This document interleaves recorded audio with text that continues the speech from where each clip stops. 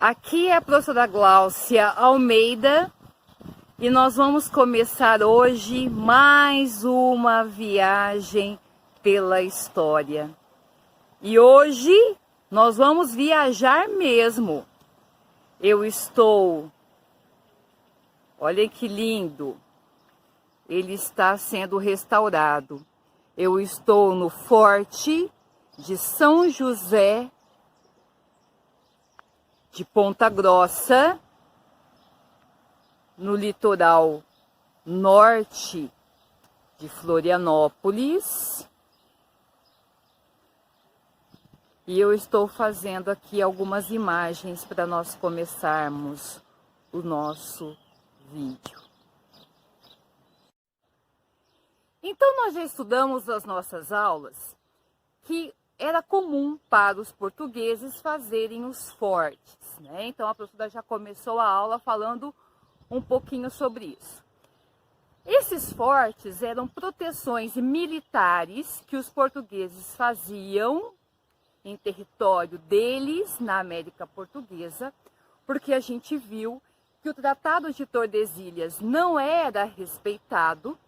Lembra o tratado assinado em 1494, que dividia não só as novas terras, mas o mundo entre Portugal e Espanha. Então, como esse tratado não era respeitado pelos outros países, os portugueses, em 2 séculos e meio, fizeram na parte portuguesa da América uma média de 365 fortes. Entre eles está este Forte de São José, que nós já falamos, de Ponta Grossa. Esse forte especificamente não é o único nessa região. Existem mais 3 fortes, que é o Forte de Antônio de Ratones e o outro forte que se chama Santa Cruz de Ayatomirim.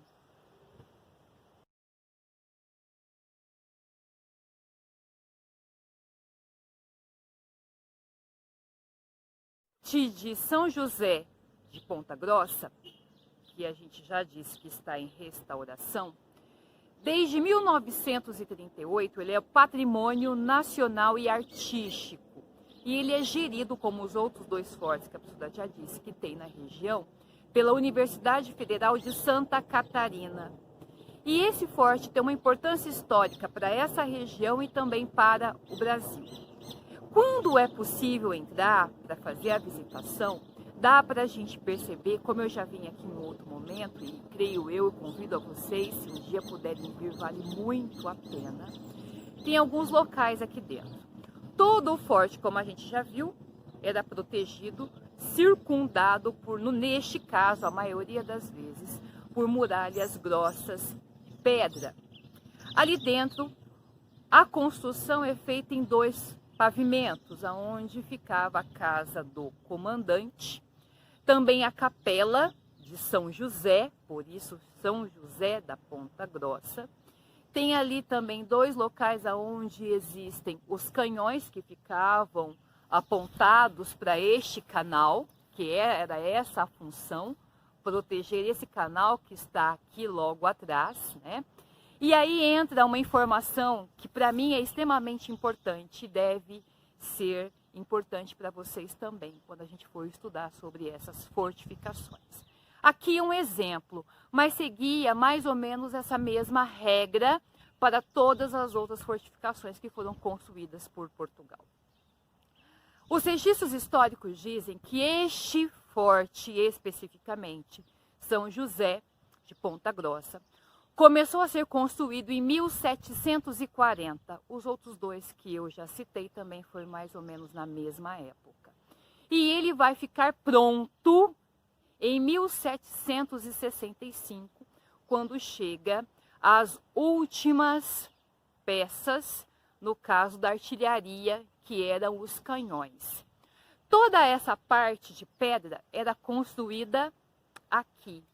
Só que as guaritas, que a professora depois vai tentar mostrar para vocês, está vendo aquela guarita que está ali atrás? Ela vinha de Portugal daquela forma. Então ela já vinha pronta. Então a gente viu que essas construções eram feitas justamente para proteger essa região. E aí entra uma informação que para mim é extremamente pertinente. Quando foi em 1777, 12 mil espanhóis vindos da Espanha em 117 navios vieram para invadir essa região. Então, quando os portugueses construíram esses três fortes, que quem olha de cima parece um triângulo, foi justamente em pontos estratégicos que, teoricamente, os portugueses acreditavam que os espanhóis pudessem entrar. Mas a surpresa dos portugueses foi perceber que esses 12 mil espanhóis e esses 117 navios não entraram por este canal. Eles deram a volta por trás e entraram por Canasvieira e acabaram invadindo essa região e tomando esse território de Portugal em 1778. Tudo indica que quando houve essa tomada, houve uma reunião na Europa entre o rei de Portugal e o rei da Espanha, onde foi no mesmo ano assinado o Tratado de Santo Ildefonso. Mas aí entra uma informação importante anterior a essa. Em 1750 foi assinado o Tratado de Madrid. Por que foi assinado o Tratado de Madrid? Porque a gente já viu que o Tratado de Tordesilhas não era respeitado. Então, para tentar conter os conflitos entre portugueses e espanhóis na América, no novo continente, em 1750 foi assinado o Tratado de Madrid, na cidade de Madrid, na Espanha, onde definia que as terras que fossem invadidas ou que tivessem sido invadidas por Portugal seria de Portugal e as terras invadidas pela Espanha seria da Espanha. Neste caso, como a ilha de Florianópolis já tinha sido invadida por Portugal e como toda Santa Catarina também, teoricamente pelo Tratado de Madrid, era de Portugal. Então, quando acontece essa invasão em 1777, há uma urgência entre a coroa portuguesa e a coroa espanhola de definir definitivamente um tratado que reafirmasse o Tratado de Madrid e que pudesse pôr fim às tensões na região.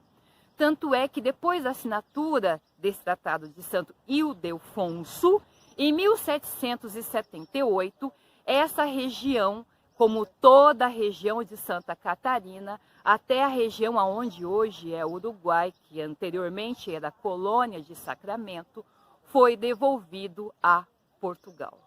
Então, quem tiver a chance de vir aqui, vai conhecer um pouquinho dessa história e vai poder ter essa experiência que a professora está tendo aqui. Então, fica aqui um convite. Viaje, conheça. Enquanto a gente não pode viajar, conheça pelos sites, conheça pelas aulas e conheça pelos livros. Faça sempre uma viagem pela história.